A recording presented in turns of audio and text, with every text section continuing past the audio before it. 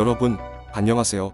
오늘은 역사 속에서 가장 유명한 탐험가 중 한 명인 마르코 폴로의 잘 알려지지 않은 재밌는 이야기가 있어 준비했습니다. 마르코 폴로는 1254년 베니스 공화국에서 태어났습니다. 1271년에서 1295년 사이에 그는 실크로드를 따라 아시아를 여행하며 마르코 폴로 여행기에 그 여정을 기록했습니다. 이 책은 당시 유럽인들에게 극동아시아의 문화들을 소개하는 중요한 역할을 했습니다.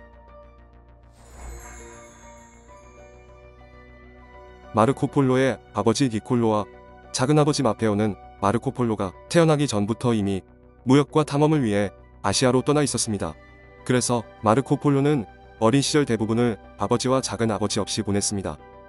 1271년 17살의 마르코 폴로는 처음으로 여행을 떠났으며 이때 마르코 폴로와 아버지가 처음으로 만났을 가능성이 큽니다. 이 여행은 마르코 폴로에게 첫 번째 모험이자 가족과의 첫 만남이었습니다. 마르코 폴로가 중국을 방문하기 전 그의 아버지 니콜로 폴로와 작은아버지 마페오 폴로는 이미 아시아로 향하는 장대한 여행을 다녀왔습니다. 이들의 여행은 유럽과 아시아 간의 교역과 문화교류의 중요한 전환점이 되었으며 마르코 폴로의 여행에도 큰 영향을 미쳤습니다. 마르코 폴로의 여행은 육로로만 이루어진 것이 아니라 해상로도 중요한 역할을 했습니다. 그는 24년 동안 약 24,000km를 여행하며 다양한 경로를 통해 아시아를 탐험했습니다. 마르코 폴로는 1271년 베네치아를 떠나 24년 동안 아시아를 여행한 후 1295년에 다시 베네치아로 돌아왔습니다. 동방 여행 동안 실크로드로 알려진 페르시아, 중앙아시아, 티베트를 거치는 육로와 페르시아만과 인도양을 통한 바닷길도 이용했다고 합니다. 마르코 폴로가 동방 여행 당시 몽골 제국은 이미 종이돈을 유통하고 있었습니다. 그의 책에서 쿠빌라이 칸은 종이화폐를 사용하는 연금술사로 묘사했죠. 이는 유럽의 지폐 개념을 소개하는 중요한 역할을 했습니다. 마르코 폴로는 몽골의 우편 시스템과 같은 동방의 많은 기술들을 최초로 유럽에 소개했습니다. 그리고 생강과 같은 희귀한 향신료 재료 등과 함께 밀크쉐이크의 초기 형태를 묘사하여 유럽에 알렸습니다. 그 내용을 보면 몽골인들이 우유를 말려서 보관했으며 여행 중에 우유가루와 물을 혼합해 먹었다고 기록되어 있다고 합니다. 당시 유럽에서는 유니콘이 한 개의 뿔을 가진 말과 같은 동물로 묘사되었지만 마르코 폴로가 만난 유니콘은 그의 예상과 달랐습니다. 그가 목격한 유니콘이라는 동물은 매우 못생기고 무섭다라고 묘사했으며 이마에 하나의 큰 뿔을 가진 동물로 설명했습니다. 현대 역사학자들은 그의 설명이 코뿔소를 가리킨다고 해석합니다.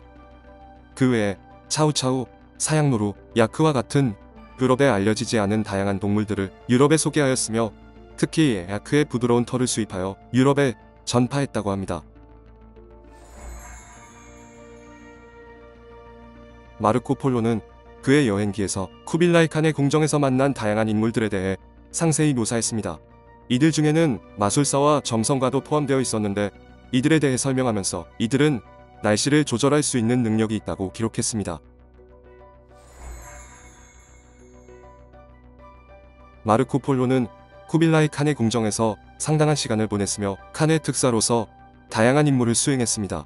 그는 칸의 명령을 받고 중국과 아시아 전역을 여행하며 여러 지역의 정치적, 경제적 상황을 보고하는 역할을 했습니다. 칸은 마르코 폴로에게 깊은 신뢰를 보였다고 기록되어 있습니다. 그의 유명한 여행기는 감옥에서 쓰여졌습니다. 1298년 베네치아와 제노바는 해상 패권을 놓고 전쟁을 벌이고 있었습니다. 당시 베네치아 공화국의 함대 사령관이었던 마르코 폴로는 쿠르촐라 해전에서 포로로 잡히게 됩니다. 제노바 감옥에서 마르코 폴로는 피사 출신의 작가이자 범죄자인 루스티켈로 다 피사를 만납니다.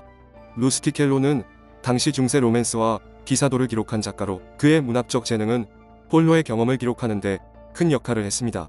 두 사람은 감옥에서 우정을 쌓으며 마르코 폴로의 여행담을 책으로 작성하기로 합니다.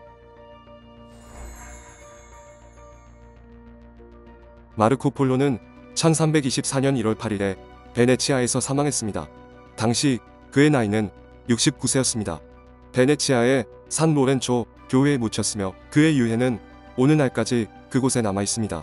그의 이야기는 후대 탐험가들에게 영향을 주었고 크리스토퍼 콜럼버스도 그의 여행기를 가지고 대서양을 횡단했습니다. 마르코 폴로의 이야기는 그 자체로도 놀랍지만 우리가 잘 모르는 흥미로운 사실들을 통해 더 많은 것을 알게 되었습니다. 그의 모험은 단순한 여행 이상으로 역사와 문화를 연결하는 중요한 다리 역할을 했다고 평가받습니다. 여러분, 오늘의 이야기가 흥미로우셨다면 좋아요와 구독 부탁드리며 다음 시간에 더 흥미로운 이야기로 찾아뵙겠습니다. 감사합니다.